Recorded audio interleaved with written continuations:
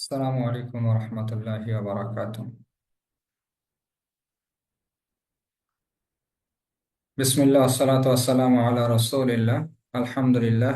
আমরা সিরাতুর রাসূল সাল্লাল্লাহু আলাইহি ওয়াসাল্লাম এর গত ক্লাসে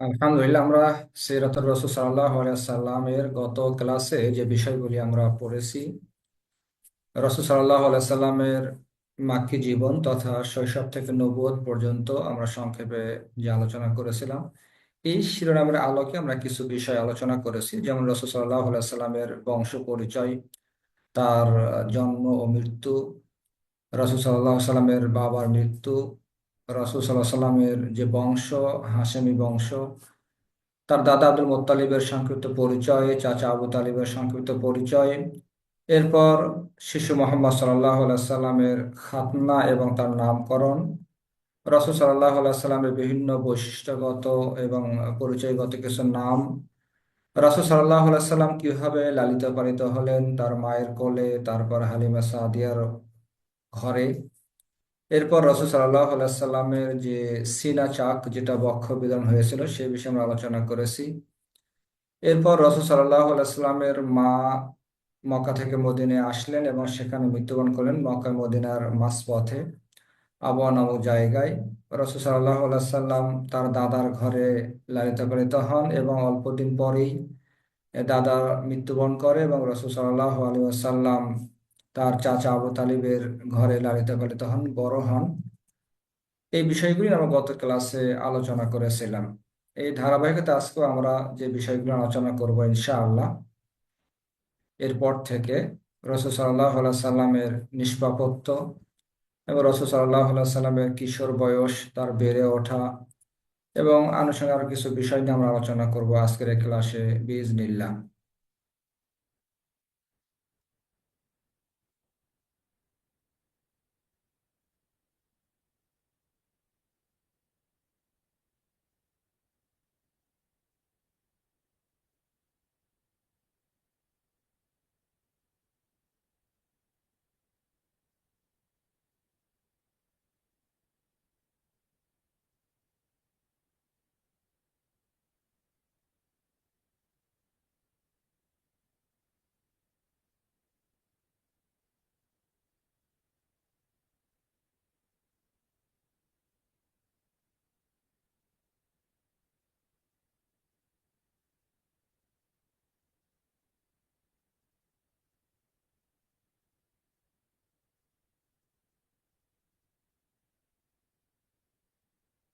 আজকের ক্লাসে আমরা যে বিষয়গুলো নিয়ে আলোচনা করব বিইজনিল্লাহ, প্রথমত কিশোর মোহাম্মদ সাল্লাল্লাহু আলাইহি সাল্লাম ও তার ব্যবসায় গমন করা, রাসূল সাল্লাল্লাহু আলাইহি সাল্লামের নিষ্পাপত্ব অর্থাৎ তিনি তার দ্বারা কোনো পাপ সংগঠিত হওয়া সম্ভব ছিল কিনা, হেলফুল ফজল, রাসূলের উপাধি আল আমিন নামে তারা ডাকতো সেই সময়ে, এবং যুবক মোহাম্মদ সাল্লাল্লাহু আলাইহি সাল্লাম এবং তার ব্যবসা। এরপর রাসূল সাল্লাল্লাহু আলাইহি সাল্লামের বিবাহ সম্পন্ন হয়, তার সন্তানাদি এবং তার জামাতাগণ অর্থাৎ মেয়ের যারা স্বামী ছিলেন তাদের বিষয়ে আলোচনা করব।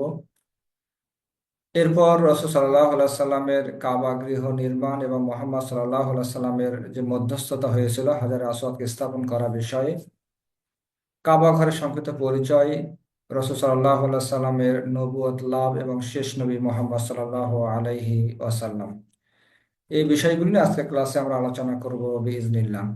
প্রথমেই কিশোর মুহাম্মদ সাল্লাল্লাহু আলাইহি ওয়াসাল্লাম। রাসূলের বয়স তখন 10 অথবা 12 বছর। তার চাচা আবু তালিবের সাথে সিরিয়ায় তিনি ব্যবসা উদ্দেশ্যে সেখানে যান তার চাচার সাথে। সেখানে একজন ব্যক্তি, একজন খ্রিস্টান পণ্ডিত, একজন ধর্মীয় পণ্ডিত, তার নাম ছিল জিরজিস, আর পরিচিত ছিল বাহিরা নামক একজন ব্যক্তি। অত্যন্ত আহ দূরদৃষ্টি সম্পন্ন লোক ছিলেন তিনি। এবং আগের যে ধর্মীয় কিতাব যেটা, সেই কিতাব তাওরাত সহ যে ধর্মীয় কিতাবগুলি, সেগুলির ব্যাপারে তার যথেষ্ট জ্ঞান গরিমা ছিল, সেগুলি পড়াশোনা তার করা ছিল। এই ব্যক্তির সাথে সেখানে সাক্ষাৎ হয়, আবু তালিবের যে কাফেলা, এই কাফেলার সাথে তার সাক্ষাৎ হয়। তখন এই বাহিরা তাদেরকে আদর আপ্যায়ন করে, সম্মান জানায় মেহমান হিসেবে, এবং রাসূল সাল্লাল্লাহু আলাইহি সাল্লামের হাত ধরে আবু তালেবকে বলেন যে এই বালক বিশ্বজাহানের নেতা হবে এবং এই বালককে আল্লাহ রাব্বুল আলামিন, আল্লাহ বিশ্ব চরাচরের রহমত হিসেবে পাঠাবেন। তখন আবু তালেব তাকে জিজ্ঞেস করলেন যে কিভাবে আপনি এই কথা বুঝতে পারলেন। তখন তিনি বলছিলেন যে তিনি দেখছিলেন যে গিরিপথের অন্য প্রান্ত থেকে যখন আপনার কাফেলা যখন দেখা যাচ্ছিল, তখন আমি খেয়াল করলাম যে সেখানে এমন কোনো পাথর খণ্ড বা বৃক্ষ ছিল না যে এই বালকের প্রতি সিজদায় পতিত হয়, তাকে সম্মান জানাচ্ছিল। আর নবী ব্যতীত এরা কাউকে সিজদা করে না। তাছাড়া মেঘ তাকে ছায়া করছিল, গাছ তার প্রতি ঝুঁকে পড়ছিল। এসব দেখে তিনি বুঝতে পেরেছেন যে তিনি একজন মহান কোনো ব্যক্তি হবেন এবং তিনি নবী হবেন বা রাসূল হবেন। এছাড়াও তিনি বলছেন যে আমি তাকে তার নবুয়তের যে সিল মোহর আছে এটা দেখে চিনতে পেরেছি। তার কাঁধের উপরে ছোট্ট একটা ফলের আকৃতিতে একটা উঁচু অংশ ছিল নবুয়তের সিল মোহর। আর আমাদের ধর্মগ্রন্থে শেষ নবীর এসব কিছু আলামত এসেছে যেগুলো আমি আগেই জেনেছি, মানে তিনি পড়াশোনা করে সেগুলো জেনেছিলেন। সুতরাং হে আবু তালেব, আপনি অচিরেই দেরি না করে এই বালককে আপনি মক্কায় পাঠিয়ে দিন। কেননা ইহুদিরা যদি জানতে পারে তাহলে তাকে মেরে ফেলতে পারে, হত্যা করতে পারে। তখন আবু তালেব মোহাম্মদ সাল্লাহ সাল্লামকে কয়েকজন বালকের সাথে নিয়ে দ্রুত মক্কায় পাঠিয়ে দিলেন। কোন কোন বর্ণনা এসেছে ওই বাহিরা রাসূল সাল্লাল্লাহু আলাইহি সাল্লামকে আলাদাভাবে তিনি ডেকে নিয়েছিলেন। ডেকে নিয়ে তার সামনে বলছেন যে লাত এবং উজ্জার দোহাই দিয়ে তিনি কিছু প্রশ্ন করেছিলেন মোহাম্মদ সাল্লাল্লাহু আলাইহি সাল্লামকে। তখন মোহাম্মদ সাল্লাল্লাহু আলাইহি সাল্লাম তার এই লাত এবং উজ্জার নামে যে মানে দোহাই দিয়ে যখন প্রশ্ন করছিলেন, তখন তিনি এটার প্রতিবাদ করেন। তখন তিনি বলেন যে আল্লাহর কসম, আমি এই দুটির চাইতে কোনো কিছুর প্রতি অধিক বিদ্বেষ পোষণ করি না। এরপর তিনি তাকে এই বাহিরা রাসূল সাল্লাল্লাহু আলাইহি সাল্লামকে তিনি কিভাবে তিনি ঘুমান, তার আচার আচরণ এবং কিছু বিষয়, ব্যক্তিগত কিছু বিষয় তাকে জিজ্ঞাসা করেন। এবং জিজ্ঞাসা করার পরে বাহিরা নিশ্চিত হয়ে যায় তার পূর্ববর্তী যে কিতাব, তাদের কাছে যে ধর্মীয় কিতাব আছে, সেই কিতাবের মধ্যে শেষ নবীর যে আলামতগুলি আছে সেগুলির সাথে পুরোপুরি মিল খুঁজে পান। তখন তিনি আবু তালেবকে বলেন যে ছেলেটি কে। আবু তালেব বলে যে এটি আমার ছেলে। তিনি বলেন যে না, এটি আপনার ছেলে হতে পারে না, এই ছেলের বাপ জীবিত থাকতে পারেন না। তখন আবু তালেব বললেন যে হ্যাঁ, এটি আমার ভাতিজা। বাহিরা বললেন তার পিতা কি করেন। আবু তালেব বললেন তিনি মারা গেছেন যখন গর্ভে ছিলেন, অর্থাৎ গর্ভে থাকা অবস্থায় তার বাবা মারা গেছেন। বাহিরা বলেন আপনি সত্য বলেছেন, আপনি ভাতিজাকে নিয়ে আপনার শহরে চলে যান এবং ইহুদিদের থেকে সাবধান থাকবেন, কারণ আপনার ভাতিজার আছে মহান মর্যাদা। এভাবে সেই বাহিরা আবু তালেবকে পরামর্শ দিয়েছিল সেই সময়ে। নবী মুহাম্মদ সাল্লাল্লাহু আলাইহি সাল্লাম তিনি নিষ্পাপ ছিলেন এবং সকল নবী নিষ্পাপ ছিলেন। শেষ নবী মুহাম্মদ সাল্লাল্লাহু আলাইহি ওয়াসাল্লাম নবী হওয়ার আগে এবং পরে সমস্ত কুফরি এবং ওহী প্রাপ্ত হওয়ার পরেও কবিরা গুনাহ থেকে তারা সম্পূর্ণ দূরে ছিলেন, একেবারে নিষ্পাপ ছিলেন এসব গুনাহ থেকে, পাপ থেকে। নবুয়তের আগ থেকেও তারা সেইভাবেই তারা লালিত পালিত হয়েছেন মুহাম্মদ সাল্লাল্লাহু আলাইহি সাল্লাম। যেমন তিনি কুরাইশদের নিয়ম অনুযায়ী হজের সময় কখনো তাদের সাথে মুজদালিফা অবস্থান করেননি, বরং অন্যদের সাথে আরাফাতে অবস্থান করতেন। আমরা আগে জেনেছি যে কুরাইশরা তারা হজের বিধিবিধানের ক্ষেত্রে নিয়ম পরিবর্তন এনেছিল। তারা মুজদালিফা অবস্থান করতো, আরাফা অবস্থান করতো না, কিন্তু রাসূল সাল্লাল্লাহু আলাইহি সাল্লাম কখনো তাদের সাথে মুজদালিফা অবস্থান করেননি। মুহাম্মদ সাল্লাল্লাহু আলাইহি সাল্লাম কখনো মূর্তি স্পর্শ করেননি, কখনো নয়, কখনো তিনি কোনো মূর্তি স্পর্শ করেননি। রাসূল সাল্লাল্লাহু আলাইহি ওয়াসাল্লাম কখনোই মূর্তির উদ্দেশ্যে কোনো উৎসর্গিত যে খাবার, এরকম কোনো খাবার তিনি কখনো গ্রহণ করেননি। এবং যেই সমস্ত পশু কুরবানি করা হতো এবং যেগুলি আল্লাহ নামে জবাই করা হতো না, এরকম কোনো পশুর গোশত তিনি কখনো ভক্ষণ করেননি। এভাবে রাসূল সাল্লাল্লাহু আলাইহি ওয়াসাল্লাম নবুয়তের আগে এবং পরে সবসময় তিনি এসব থেকে তিনি মানে দূরে ছিলেন, হেফাজতে ছিলেন, আলহামদুলিল্লাহ। একটা ঘটনা ঘটেছিল, কাবা ঘর যখন মেরামত করা হয়েছিল, তখন দূর থেকে পাথর বহন করে নিয়ে আসার জন্য, পাথর বহন করে নিয়ে আসা হচ্ছিল, তখন রাসূলের চাচা আব্বাস রাদিয়াল্লাহু আনহু তাকে বললেন যে তুমি কাপড় লুঙ্গিটা খুলে তোমার কাঁধে নাও, যাতে করে কাঁধে পাথরে আঘাত না পায়। তিনি লুঙ্গি খোলার সাথে সাথে তিনি বেহুঁশ হয়ে পড়েন এবং হুঁশ ফিরে তিনি তার জামাটাকে, লুঙ্গিটাকে শক্ত করে বেঁধে দিতে বলেন। যদিও ছোট মানুষ, শিশু মানুষ, আর সেই সময় এটা লজ্জারও কিছু ছিল না, তারপরও আল্লাহ রাব্বুল আলামিন তাকে হেফাজত করেছেন। এবার আল্লাহ আল্লাহ রাব্বুল আলামিন তার আগে কিছু সমস্ত গুনাহ ক্ষমা করে দিয়েছেন, যেটা হাদিসে এসেছে। আল্লাহ রাব্বুল আলামিন রাসূল মুহাম্মদ সাল্লাল্লাহু আলাইহি সাল্লামের আগের এবং পরের সমস্ত গুনাহ ক্ষমা করে দিয়েছেন। হেলফুল ফুজুল নামে একটা সংঘ তৈরি হয়েছিল সেই সময়ে। মক্কাতে একজন ব্যক্তি ব্যবসা করার জন্য সেখানে এসেছিল। ব্যবসা করতে এসে তখন তার একজন ব্যক্তি তার ব্যবসায়িক মালগুলো কিনে নিয়েছিল, কিন্তু তার মূল্য পরিশোধ করছিল না। ওই লোকটি বিভিন্ন গোত্রের কাছে সাহায্য সহযোগিতা চাচ্ছিল, কিন্তু কেউ তাকে সাহায্য সহযোগিতাও করেনি। তখন ওই লোকটি মক্কার কাবা ঘরের পাশে আবু কোবাইস পাহাড়ে উঠে সবাইকে উদ্দেশ্য করে উচ্চ কণ্ঠে হৃদয় বিদারক কবিতা আবৃত্তি করতেছিল। তখন রাসূলের চাচা জুবাইর বিন আব্দুল মুত্তালিব এই আওয়াজটি শুনে ছুটে আসেন এবং ঘটনাটি শুনে সেই সময় মক্কার যে গোত্র প্রধান যারা ছিল তাদের কাছে তিনি যান। এবং তাদের সর্বজন শ্রদ্ধেয় নেতা ছিল আব্দুল্লাহ বিন জুদান তাইমি। তার ঘরে সবাই একটা বৈঠকে বসে যে এগুলির সমাধানটা কি, নির্যাতিত হবে, নিষ্পেষিত হবে, মানুষের উপর অন্যায় অবিচার করা হবে, এর সমাধানটা কি। তখন এই বৈঠকে এর সমাধান খুঁজে বের করতে বেশ কিছু প্রস্তাব পেশ করা হয়। রাসূল মুহাম্মদ সাল্লাল্লাহু আলাইহি সাল্লাম তখন তিনি তো যুবক মানুষ, তিনি নবুয়ত পাওয়ার আগের ঘটনা, তিনি কিছু প্রস্তাব সেখানে পেশ করেছিলেন এবং সর্বসম্মতিক্রমে সেই প্রস্তাবগুলো সেখানে খুব সেই প্রস্তাবগুলি গৃহীত হয়েছিল। তার মধ্যে যে চারটি প্রস্তাব ছিল বা মূলনীতি ছিল যে আমরা সমাজ থেকে অশান্তি দূর করব, দুই, মুসাফিরদের হেফাজত করব, দুর্বল এবং গরিবদের সাহায্য করব, এবং জালেমদের প্রতিরোধ করব। এই চারটি মূলনীতি সেই হিলফুল ফজলে পাশ করা হয় রাসূলের প্রস্তাবগুলি, এবং সর্বসম্মতিক্রমে সেটা গৃহীত হয় এবং এটাকে বলা হয় হিলফুল ফুজুল, অর্থাৎ কল্যাণকামীদের সংঘ। কল্যাণকামীদের সংঘ নামকরণ করা হয় এই এই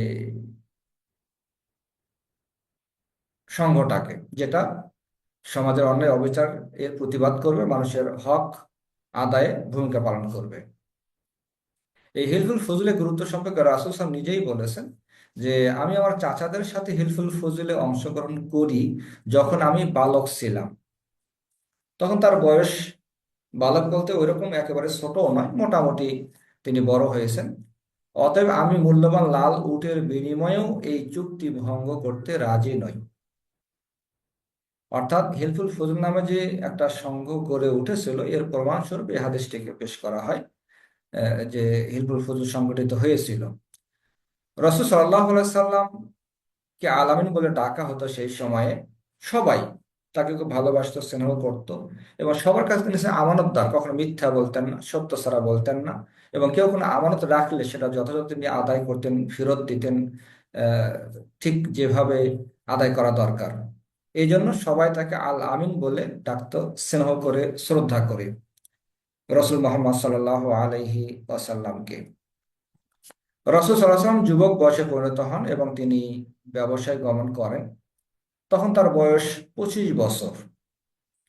কুরাইশ বংশে অনেকে ছিলেন যারা নির্দিষ্ট লভ্যাংশের বিনিময়ে, মূলধন তাদের, কিন্তু আহ, অন্য লোক পরিশ্রম করবে শেয়ার হিসাবে, মানে পরিশ্রম অন্য লোকের কিন্তু মূলধন আরেকজনের, এভাবে সে সময় ব্যবসা প্রচলন ছিল। এটা ইসলাম শরীয়তেও জায়েজ আছে।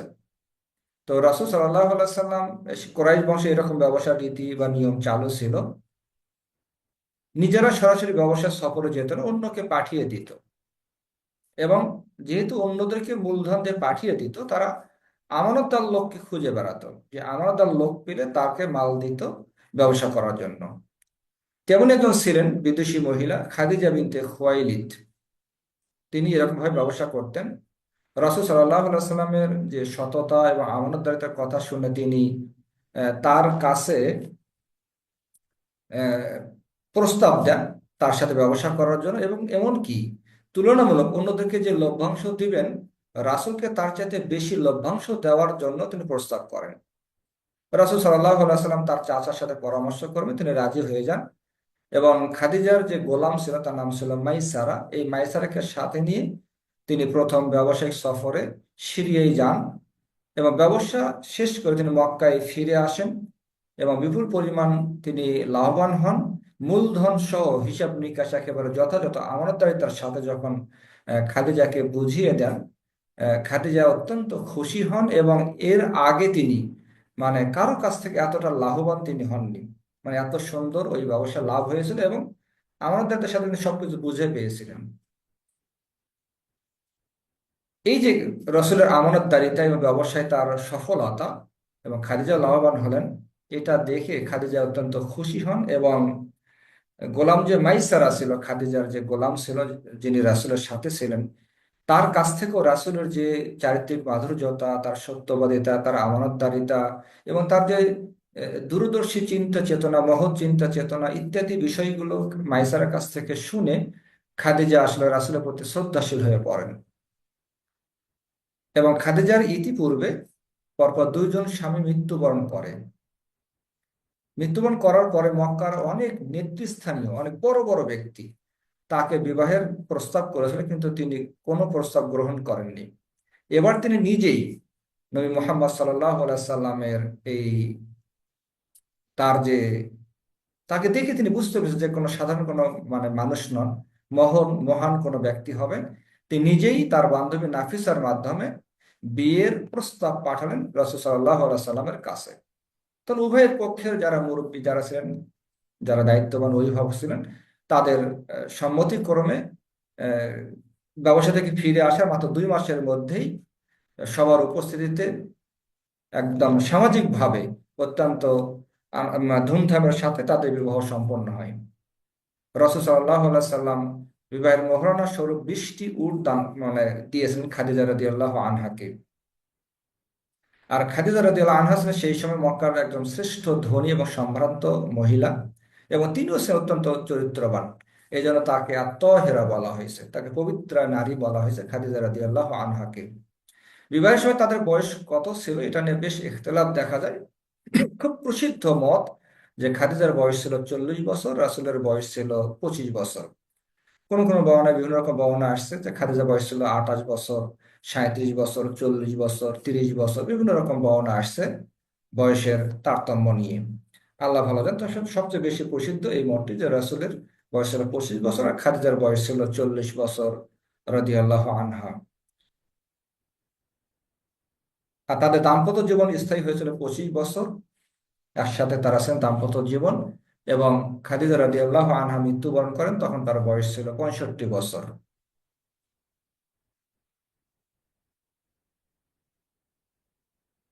বিবাহের সময় রাসূলের বয়স কত ছিল? বলা হয়েছে 21 বছর, 25 বছর, 30 বছর, 37 বছর রাসূলের বয়স নিয়ে।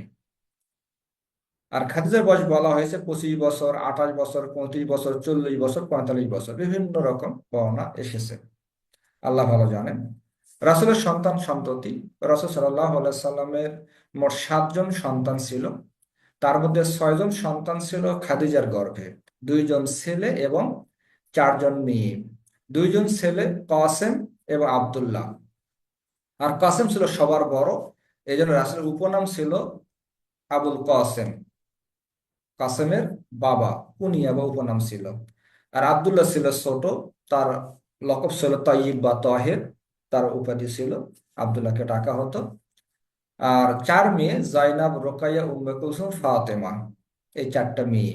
আর একটা সন্তান ছিল রাসূল সাল্লাল্লাহু আলাইহি সাল্লামের, মিশরীয় যে মারিয়াল কিপ্তিয়া, তার গর্ভের সন্তান, তার নাম ছিল ইব্রাহিম। সন্তানরা ছোটবেলাতেই মারা যায়। 4 মেয়ের মধ্যে 3 মেয়ে রাসূলের মৃত্যুর আগে মৃত্যুবরণ করে। শুধুমাত্র ফাতেমা রাদিয়াল্লাহু আনহা, যিনি হাসান হোসেনের মা, আলী রাদিয়াল্লাহু আনহুর স্ত্রী, তিনি রাসূল সাল্লাল্লাহু আলাইহি ওয়াসাল্লাম মৃত্যুর মাত্র 6 মাস পরে মৃত্যুবরণ করে। তো রাসূলের যখন সন্তান কাসেম মারা যায় মাত্র 17 মাস বয়সে, তারপর মেয়ে জাইনাব, তারপরে আব্দুল্লাহ। আব্দুল্লাহ মৃত্যুবরণ করে। এই যে সন্তান, কোন ছেলে সন্তান বেঁচে থাকে না, তখন কাফিরেরা, কোরাইশরা রাসূলকে তুচ্ছ তাচ্ছিল্য করে, কটাক্ষ করে তারা বলতো যে আবতার, নির্বংশ, লেজ কাটা। কিন্তু আসলে রাসূল সাল্লাল্লাহু লেজ কাটা নয়, নির্বংশ নয়, বরং তার শত্রু যারা, তারাই লেজ কাটা। সূরা কাউসার মধ্যে আল্লাহ তাআলা বলছে, ইন্না শানিআকা হুয়াল আবতার, বরং তোমার যারা শত্রু, তোমার যারা বিরোধী, তারাই নির্বংশ, লেজ কাটা।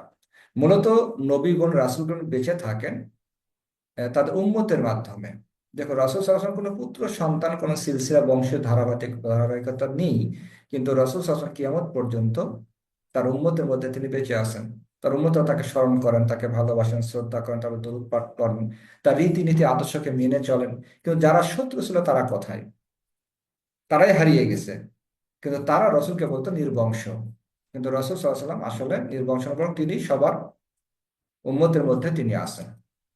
রাসূলের জামাতাগণ 4 মেয়ে রাসূল সাল্লাল্লাহু আলাইহি ওয়াসাল্লামের, 4 মেয়ে। তার মধ্যে জয়নাবের স্বামীর নাম ছিল আবুল আস বিন রবি। তিনি খাদিজার আপন, মানে বোনের ছেলে। তার নাম ছিল হালা, হালার পুত্র ছিল, অর্থাৎ খাদিজার ভাগ্নে হচ্ছে, মানে খালাতো ভাই বোনের বিবাহ হয়েছিল। আলী এবং ওমামা নামে তাদের একটি পুত্র এবং একটি কন্যা সন্তান ছিল এই জয়নাবের গর্ভের। জয়নাব রাদিয়াল্লাহু আনহা 8ম হিজরিতে এবং আবুল আস 12 হিজরিতে মৃত্যুবরণ করেন। 2 এবং 3 নাম্বার জামাই ছিল উতবা এবং উতাইবা। এই 2জনই ছিল আবু লাহাবের 2 সন্তান। উতবার সাথে রোকাইয়া এবং উম্মে কুলসুমের বিবাহ হয়েছিল। আবু লাহাবের 2 পুত্রের সাথে রোকাইয়া এবং উম্মে কুলসুমের বিবাহ হয়। কিন্তু সূরা লাহাব যখন নাজিল হলো, তখন আবু লাহাব তাদের সন্তানকে, রাসূলের মেয়েকে তালাক দিতে বাধ্য করে। তাদের অবশ্য কোনো সন্তান জন্মগ্রহণ করেনি। পরে রোকাইয়া রাদিয়াল্লাহু আনহার সাথে ওসমান রাদিয়াল্লাহু আনহু বিবাহ হয় এবং আব্দুল্লাহ নামে একটি তাদের পুত্র সন্তান জন্ম হয়। 1ম হিজরিতে 6 বছর 6 বছর বয়সে আব্দুল্লাহ মারা যায়। তার পরের বছর 2য় হিজরিতে বদর যুদ্ধ থেকে ফেরার দিন রোকাইয়া রাদিয়াল্লাহু আনহু মৃত্যুবরণ করেন। রোকাইয়া রাদিয়াল্লাহু আনহু মৃত্যুবরণ করেন, তখন উম্মে কুলসুমকে রাসূলের সাথে ওসমান রাদিয়াল্লাহু আনহুর সাথে বিবাহ দেন রাসূল সাল্লাল্লাহু আলাইহি ওয়াসাল্লাম। এই জন্য ওসমান রাদিয়াল্লাহু আনহুকে বলে যুন্নুরাইন, রাসূলের 2 মেয়ের স্বামী হওয়ার সৌভাগ্য লাভ করেন। উম্মে কুলসুম রাদিয়াল্লাহু আনহা, তার কোনো সন্তান ছিল না এবং তিনিও 9ম হিজরিতে মৃত্যুবরণ করেন। তিনি মৃত্যুবরণ করার পর রাসূল সাল্লাল্লাহু আলাইহি ওয়াসাল্লাম বলেছেন যে আমার যদি আরেকটা মেয়ে থাকতো বিবাহ দেওয়ার মতো, তাকে আমি ওসমানের সাথে বিবাহ দিতাম, সাল্লাল্লাহু আলাইহি ওয়াসাল্লাম। আলী ইবনে আবি তালেব 4র্থ জামাই, যিনি ফাতেমা রাদিয়াল্লাহু আনহার স্বামী ছিলেন। রাসূলের চাচাতো ভাই ছিলেন আলী রাদিয়াল্লাহু আনহু, আবু তালিবের ছেলে। হাসান, হোসাইন, উম্মে কুলসুম এবং জয়নাব নামে তার গর্ভজাত 4টি সন্তান ছিল। অনেকেই মহসিন, রোকাইয়া নামে আরো দুটি সন্তানের কথা বলেছেন যারা শিশু অবস্থায় মারা গিয়েছিল। 11 হিজরি রমাদান মাসে রাতে 30 অথবা 35 বছর বয়সে ফাতেমা রাদিয়াল্লাহু আনহা মৃত্যুবরণ করেন, অর্থাৎ রাসূলের মৃত্যুর মাত্র 6 মাস পরে। দেখো রাসূলের জীবন এটা, মানে একদিকে কাফিরদের অত্যাচার নির্যাতন, অন্যদিকে আবার পারিবারিক জীবনে 7 সন্তানের মধ্যে মানে 6টি সন্তানই তার মৃত্যুর আগে মৃত্যুবরণ করে। কতটা ধৈর্যের পরীক্ষা রাসূল সাল্লাল্লাহু আলাইহি ওয়াসাল্লামকে দিতে হয়েছে, কতটা সবরের পরীক্ষা দিতে হয়েছে। একমাত্র সন্তান ফাতেমা রাদিয়াল্লাহু আনহা রাসূলের মৃত্যুর পর মৃত্যুবরণ করে। কাবা ঘর নির্মাণ এবং মোহাম্মদ সাল্লাল্লাহু আলাইহি ওয়াসাল্লামের মধ্যস্থতা, কাবা ঘর মেরামত করা হয় সেই কোরাইশরা মেরামত করে সেই সময়ে। তখন হাজারে আসওয়াদ যে জায়গায় ছিল সেটা তো সরাতে হবে, তারা সরিয়ে রেখে কাবা ঘর পুনর্নির্মাণ করে এবং হাজার আসওয়াদকে সেখানে আবার স্থাপন করবে। এটা নিয়ে তাদের মধ্যে বেশ বিভেদ তৈরি হয়, এমনকি রক্তক্ষয়ী সংঘর্ষের দিকে চলে যায়। তখন তারা সিদ্ধান্ত নেয় যে আগামীকাল ভোরে সর্বপ্রথম যেই ব্যক্তি এখানে প্রবেশ করবে তাকে আমরা আমাদের ফয়সালাকার হিসেবে নিয়োগ করব, তার কথা আমরা মেনে নেব। দেখা গেল রাসূল সাল্লাল্লাহু আলাইহি সাল্লাম তখন তিনি নবুয়ত পাননি, মুহাম্মদ সাল্লাল্লাহু আলাইহি সাল্লাম সেখানে সর্বপ্রথম তিনি প্রবেশ করছেন। তখন তারা তাকে ফয়সালাকার হিসেবে মেনে নিলেন। রাসূল সাল্লাল্লাহু আলাইহি ওয়াসাল্লাম খুব চমৎকার ফয়সালা করলেন, যে চাদর নিয়ে আসতে বললেন। এরপরে তিনি স্বহস্তে নিজেই হাজার আসরটি ধরে চাদর উপর রেখে এবার বিভিন্ন গোত্রকে বললেন যে আপনারা সবাই চাদরের এই কোণগুলি ধরুন, চাদরটিকে ধরে তার জায়গায় নিয়ে যাওয়া হোক। মানে সবাই সন্তুষ্ট এই সুন্দর ফয়সালায়, এবং রক্তক্ষয়ী সংঘর্ষ থেকে তারা সবাই বেঁচে গেল। এভাবে রাসূল সাল্লাল্লাহু আলাইহি সাল্লাম তার নেতৃত্বের এবং তার নেতৃত্বের গুণাবলী প্রকাশ পেয়েছিল, তার দূরদর্শিতার প্রকাশ পেয়েছিল সেই সময় রাসূল সাল্লাল্লাহু আলাইহি ওয়াসাল্লামের। কাবা ঘরের আকৃতি, কাবা ঘর 4 কোণ বিশিষ্ট যে কাবা ঘর, এর দেয়ালের উচ্চতা 15 মিটার, উত্তর এবং দক্ষিণ দেওয়াল 10-10 মিটার করে, পূর্ব পশ্চিম দেওয়াল 12-12 মিটার করে প্রশস্ত। 6টি খাম্বার উপরে এই কাবা ঘরটি নির্মিত, এর ছাদটি। এবং মাতাফ তওয়াফের যে জায়গাটি আছে এর থেকে 1.5 মিটার উচ্চতায় দক্ষিণ পূর্ব কোণে আছে হাজারে আসওয়াদ, সেই কালো পাথরটি।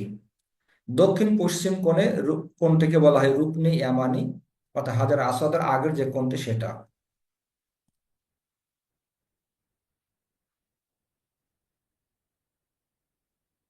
দরজার নিচের চৌকাঠ 2 মিটার উচ্চতায় অবস্থিত। আর রাসূলের ইচ্ছা ছিল যে দরজাটাকে একটু নিচু করবে এবং কাবা ঘরের 2টি দরজা করবে, এক দিক দিয়ে প্রবেশ করা আর এক দিক দিয়ে বের হওয়া। আর একটি ইচ্ছা ছিল যে ইব্রাহিম আলাইহিস সালাম যে কাবা ছিল এর কিছু অংশ কুরাইশ যুগে জাহিলিয়াত যখন তারা মেরামত করেছিল তখন বাদ দিয়েছিল অর্থের অভাবে। রাসূলের ইচ্ছা ছিল যে সেটাকে এর অন্তর্ভুক্ত করে দেবে। এখন যারা কাবা ঘর দেখেছেন দেখবেন যে বাইরের সাইডে হাতিম বলা হয় জায়গাটিকে, একটা প্রাচীরে ঘেরাও করে দেওয়া আছে। এটা হলো ইব্রাহিম আলাইহিস সালামের যে কাবা ছিল এর অন্তর্ভুক্ত ছিল। এটা বাইরে তারা রেখেই কাবা ঘর মেরামত করে। তো রাসূল ইচ্ছে ছিল যে এই অংশটুকু কাবা ঘরে অন্তর্ভুক্ত করে নেবেন, কিন্তু যেহেতু সেই যুগের মানুষেরা ভুল বুঝতে পারে এই জন্য তিনি কাজগুলি করেননি। ওইভাবে ছিল। পরবর্তী সময়ে বিভিন্ন শাসকের সময় আবার এটার মানে একবার এর অন্তর্ভুক্ত করা, আবার এটাকে পরিবর্তন করা, এইভাবে চলছিল। শেষ পর্যন্ত সর্বশেষ যেটা হয় যে আব্বাসের খলিফা মাহাদি বা হারুন এটি পুনর্নির্মাণ করেছিলেন। আহ, এবং রাসূলের ইচ্ছে তারা পূরণ করতে চেয়েছিলেন, কিন্তু ইমাম মালিক তাদেরকে বলেছিলেন যে আপনারা কাবা গৃহকে রাজা বাদশাদের খেলতামাশার বস্তুতে পরিণত করবেন না। এই জন্য কাবা ঘর ইব্রাহিমের যে ভিত সেই ভিতে আজও ফিরে আসেনি, ওই অবস্থায় সেটা থেকে যে ওই অবস্থাতে আছে। এই জন্য হাতিম কাবা ঘরের বাইরে আলাদা একটা অংশ ওইভাবেই আছে। নবুয়ত দ্বারপ্রান্তে নিঃসঙ্গতা, সেই সময়ে রাসূল সাল্লাল্লাহু আলাইহি সাল্লামের বয়স যখন 40-এর একেবারে কাছাকাছি সময়, তিনি নিঃসঙ্গতা পছন্দ করতেন। মক্কা থেকে 6 কিলোমিটার উত্তর পূর্বে যে নূর পাহাড়, এই নূর পাহাড়ে হেরা গুহা, সেখানে গিয়ে নিঃসঙ্গ তিনি জীবনযাপন করতেন, কিছুদিন সেখানে ছিলেন। এবং নবুয়তের আগে তিনি সত্য কিছু স্বপ্ন দেখতেন এবং সেই স্বপ্নগুলো সেভাবে বাস্তবায়িত হতো। সেখানে দীর্ঘদিন তিনি ছিলেন রাসূল সাল্লাল্লাহু আলাইহি ওয়াসাল্লাম। এবং এই রীতিনীতি কিন্তু সেই সময়ে জাহেল যুগে ছিল। রাসূলের দাদা আব্দুল মোত্তালিব তিনি এই কাজটি করেছিলেন। এবং তার ওই হেরা গুহা, সেখানে রাসূল শুধুমাত্র গেছেন এমনটি নয়, সেই সময় আব্দুল মোত্তালিব তারাও এরকম জায়গাতে যেতেন, গিয়ে তারা একাকিত্বে থাকতেন, বিশেষ কিছু ইবাদত তারা করতেন। তো রাসূল সাল্লাল্লাহু আলাইহি ওয়াসাল্লাম সেই জায়গাতে কি ইবাদত করেছিলেন সেই বিষয়ে কিছু পাওয়া যায় না, কিন্তু নিঃসন্দেহ তিনি সেখানে ছিলেন এবং বিশেষ কিছু ইবাদত করেছেন, সেগুলো ধরন জানা যায় না। মক্কা থেকে 6 কিলোমিটার এই দূরে নূর পাহাড়ের গুহাতে, সেখানে রাসূল সাল্লাল্লাহু আলাইহি ওয়াসাল্লাম নির্জনে থাকতেন, আল্লাহর বিশেষ ইবাদত করতেন এবং সেখান থেকে কাবা ঘর তিনি দেখতে পেতেন। এই কয়েকটি উপকার এই জায়গায় যাওয়ার ছিল। সেই জায়গায় থাকা অবস্থায় রাসূল সাল্লাল্লাহু আলাইহি ওয়াসাল্লামের উপরে কোরআন নাজিল হয় এবং রাসূল সাল্লাল্লাহু আলাইহি ওয়াসাল্লাম নবুয়ত প্রাপ্তি হন। সর্বপ্রথম সূরা আলাকের 5টি আয়াত নাজিল হয়, ইকরা বিসমি রাব্বিকাল্লাযী খালাক, খালাকাল ইনসানা মিন আলাক, ইকরা ওয়া রাব্বুকাল আকরাম আল্লাযী আল্লামা বিল কলম, আল্লামাল ইনসানা মা লাম ইয়ালাম। পড়ো তোমার রবের নামে যিনি তোমাকে সৃষ্টি করেছেন মানুষকে জমাট রক্ত থেকে। পড়ো এবং তোমার রব বড়ই দয়ালু, যিনি কলমের সাহায্যে শিক্ষা দান করেছেন, তিনি মানুষকে শিক্ষা দিয়েছেন যা সে জানতো না। এই 5টি আয়াত প্রথম রাসূল সাল্লাল্লাহু আলাইহি ওয়াসাল্লাম নাজিল হয় এবং তিনি নবুয়ত প্রাপ্তি হন। তখন তার বয়স ছিল চন্দ্রবর্ষ হিসেবে 40 বছর 6 মাস 12 দিন। 40 বছর বয়সে তিনি নবুয়ত পান হেরা গুহার, নূর পাহাড়ে সেই হেরা গুহায়। তিনি বাড়িতে ফিরে আসেন, ভয় পেয়ে যান। জিব্রাইলকে দেখে কখনো তিনি এরকম দেখেননি, ব্যতিক্রম একটা আকৃতি, ব্যতিক্রম একটা জিনিস দেখে ভয় পেয়ে যান। তার গায়ে জ্বর আসে, তিনি বাড়িতে ফিরে আসেন এবং খাদিজাকে তিনি বলেন, জাম্মিলুনি জাম্মিলুনি, তোমার চাদর দিয়ে আবৃত করো, চাদর দিয়ে আবৃত করো। জ্বরে তিনি মানে ভয় পেয়ে গেছেন। তখন খাদিজা তাকে কম্বল দিয়ে জড়িয়ে নেন এবং তাকে সান্ত্বনা দিয়ে বলেন যে আপনার কোনো ক্ষতি হবে না, আপনি অতিথির সম্মান করেন, আপনি অভাবীকে সহযোগিতা করেন, মানুষের উপকার করেন, এরকম কিছু কথা বলে তাকে সান্ত্বনা দিয়েছিলেন যে আপনার কোনো ক্ষতি কখনো হবে না। এবং খাদিজা তার চাচাতো ভাই ওরাকা বিন নওফল তার কাছে নিয়ে যায়, ওরাকা বিন নওফলের কাছে নিয়ে যায়, যে ছিল আগের ধর্মগ্রন্থের পণ্ডিত। তখন ওরাকা বিন নওফল তাকে তার রসুলের কাছে শোনেন, সবকিছু শুনে বুঝতে পারেন যে যিনি এসেছেন তিনি হলেন নামুস, অর্থাৎ ফেরেশতা, যিনি মুসা আলাইহিস সালামের কাছে এসেছিলেন। অর্থাৎ তিনি মুহাম্মদ সাল্লাল্লাহু আলাইহি ওয়াসাল্লাম, তিনি শেষ নবী বা শেষ রাসূল। তিনি ওয়ারাকা বলেছিলেন যে তাকে তার কওম তার এলাকা থেকে, বাড়ি থেকে বা বসতি থেকে বের করে দেবে, আর আমি যদি তখন জীবিত থাকি তাহলে আমি সাধ্যমতো চেষ্টা করব, আমি তাকে সহযোগিতা করব, আমি যদি সেই পর্যন্ত থাকি। অর্থাৎ ওয়ারাকা বুঝতে পেরেছেন যে ইনি হবেন শেষ নবী, শেষ রসুল মুহাম্মদ সাল্লাল্লাহু আলাইহি ওয়াসাল্লাম।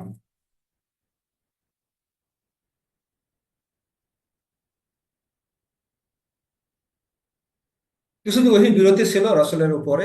তখন অবশ্য কাফিররা ঠাট্টা বিদ্রূপ করেছিল রাসূলকে নিয়ে, যে মুহাম্মদের কাছে যে মানে এসেছিল, সে মোহাম্মদকে রেখে আবার পালিয়ে চলে গেছে, এরকম বিভিন্ন ঠাট্টা বিদ্রূপ কটাক্ষ করে কথা বলতো। কিন্তু এটা ছিল আসলে রাসূলের জন্য একটা হিকমত আল্লাহর পক্ষ থেকে।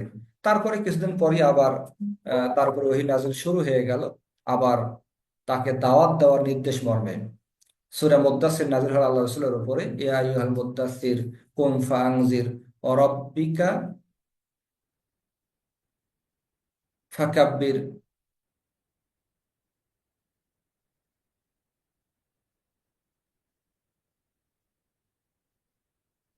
ওয়া সিয়াবাকা ফাতাহহির ওয়া রুজজা ফাহজুর।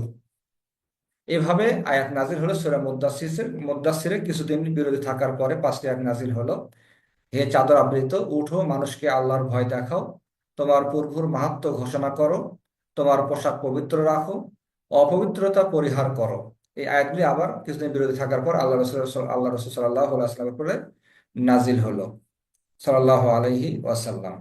রাসূল সাল্লাল্লাহু আলাইহি ওয়াসাল্লাম কিন্তু শেষ নবী, এটা কোরআনে বর্ণিত হয়েছে। আল্লাহ তাআলা বলছেন যে মা কানা মুহাম্মাদুন আবা আহাদিম মির রিজালিকুম ওয়ালাকিন রাসূলুল্লাহি ওয়া খাতামান নাবিয়্যিন। মুহাম্মদ তোমাদের কোনো ব্যক্তির পিতা নন, বরং তিনি আল্লাহর রাসূল এবং শেষ নবী। সুতরাং মুহাম্মদ সাল্লাল্লাহু আলাইহি ওয়াসাল্লাম শেষ নবী, আরো বিভিন্ন আয়াত এবং হাদিস দ্বারা প্রমাণিত তিনি সর্বশেষ নবী, তারপরে কোনো নবী হবে না। এরপরে যদি কোনো ব্যক্তি নিজেকে নবী দাবি করে তাহলে তারা ডাহা, মিথ্যুক। আর যদি কেউ রাসূলের মানে খতমে নবুয়তকে অস্বীকার করে, তাহলে তারা মুসলিম নন, যেটা গোলাম আহমদ কাদিয়ানীদের অনুসারী যারা আহমদিয়া বলা হয় তারা যেটা করে থাকেন। এসব কারণে তারা মুসলিম নন। তো শেষ নবী তিনি, তারপর কোন নবী আসবে না, তারপর কোন রসুল আসবে না। এবং রসুল ভবিষ্যৎবাণী করেছেন তারপরে মিথ্যা নবুয়তের দাবিদার আসবে প্রায় 30 জনের মতো, যারা নিজেকে নবী দাবি করবে। তার মধ্যে গোলাম আহমদ কাদিয়ানীও একজন। রাসূল সাল্লাল্লাহু আলাইহি ওয়াসাল্লাম তিনি আসবেন এই ব্যাপারে আগে কিন্তু ভবিষ্যৎবাণী করা হয়েছে। ঈসা আলাইহিস সালাম বলেছিলেন, ওয়াইজ ক্বালা ঈসা ইবনে মারইয়াম ইয়া বানি ইসরাঈল ইন্নী রাসূলুল্লাহি ইলাইকুম মুসাদ্দিকাল লিমা বাইনা ইয়াদাইয়া মিনাত তাওরাত ওয়া মুবাশশিরাম বিরাসূলিন ইয়াতি মিন বা'দি ইসমুহু আহমদ। স্মরণ করো যখন মরিয়ম পুত্র ঈসা বলেছিল, হে বানি ইসরাইল, আমি তোমাদের প্রতি আল্লাহর প্রেরিত রাসূল, আমার পূর্ববর্তী তাওরাতের আমি সত্যায়নকারী, এবং আমি এমন একজন রাসূলের সুসংবাদ দানকারী যিনি আমার পরে আগমন করবে এবং তার নাম হবে মুহাম্মদ। এটা ঈসা আলাইহিস সালাম তিনি বলে গেছেন। মুহাম্মদ সাল্লাল্লাহু আলাইহি ওয়াসাল্লাম নবী হবেন এই বিষয়ে। ইনজিলে, তাওরাত এবং ইনজিলেও বলা আছে, আল্লাযিনা ইয়াত্তাবিউনা আর-রাসূলা আন-নাবিয়্যাল উম্মিয়্যাল্লাযী ইয়াজিদুনাহু মাকতুবান ইনদাহুম ফিত-তাওরাতি ওয়াল ইনজিল। এই কল্যাণ কেবল তাদেরই প্রাপ্য যারা এই রাসূলের আনুগত্য করে, যিনি নিরক্ষর নবী, যার বিষয়ে তারা তাদের কিতাব তাওরাত ও ইনজিলে লিপিবদ্ধ পেয়েছে, মানে সেখানে লেখা ছিল এই রাসূলের ব্যাপারে। এই জন্য ইহুদি নাসারা যারা পণ্ডিত ছিল তারা কিন্তু রাসূলের আগমন সম্পর্কে আগেই জানতে পেরেছিল, ঠিক যেভাবে তাদের সন্তানদেরকে চিনতে পারত। এবং ইহুদি নাসারা শেষ নবীর আগমনের অপেক্ষায় ছিল, কিন্তু শেষ নবীর আগমন করার পরও তারা তাকে মেনে নিতে পারেনি। কেননা তাদের যেটা চিন্তা চেতনা ছিল, তাদের যেটা ধারণা ছিল, শেষ নবী তাদের বংশে আসবে, অর্থাৎ ইসহাকের বংশে আসবে, কিন্তু সেই বংশে না আসার কারণে, তিনি ইসমাইলের বংশে একমাত্র নবী এই সিলসিলায় আসার কারণে তারা তাকে মেনে নেয়নি। যদিও তারা সেই নবীর অপেক্ষায় ছিল এবং তারা চিনতেও পেরেছিল তাদের কিতাব থেকে শেষ নবী আসবে, তার এই আলামত হবে ইত্যাদি প্রমাণ থাকবে। কিন্তু শুধুমাত্র বংশীয় যে মানে হিংসার কারণে তারা, বৈমাত্রীয় একটা পার্থক্যের কারণে তারা নবী মুহাম্মদ সাল্লাল্লাহু আলাইহি আসাল্লামকে তারা মেনে নিতে পারেননি। এজন্য তাদের অনেকেই এই হেদায়েত লাভে ধন্য হয়নি। আর অনেকেই আবার তারা আহ, হেদায়েত লাভ পেয়েছিল এবং রাসূল সাল্লাল্লাহু আলাইহি সাল্লামকে নবী এবং রাসূল হিসেবে তারা মেনে নিয়েছিল, তার প্রতি ঈমান এনেছিল সাল্লাল্লাহু আলাইহি ওয়াসাল্লাম। আলহামদুলিল্লাহ, আমরা